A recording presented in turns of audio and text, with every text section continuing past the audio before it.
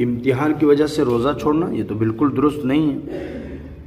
ہاں، امتحان کی وجہ سے روزہ چھوڑنا یا توڑنا بالکل جائز نہیں ہے، بلکہ حکم یہ ہے کہ روزہ رکھے اور روزے کے ساتھ امتحان دے، اللہ تعالیٰ مدد فرمائیں گے۔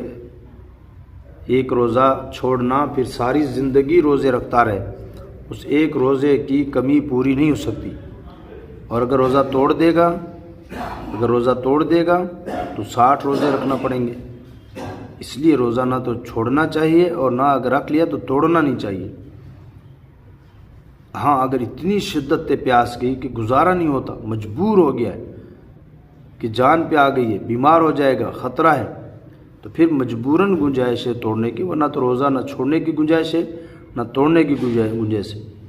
اور یہ تو اداروں کو چاہیے کہ ایسے وقت میں امتحان رکھیں جب رمضان نہ ہو۔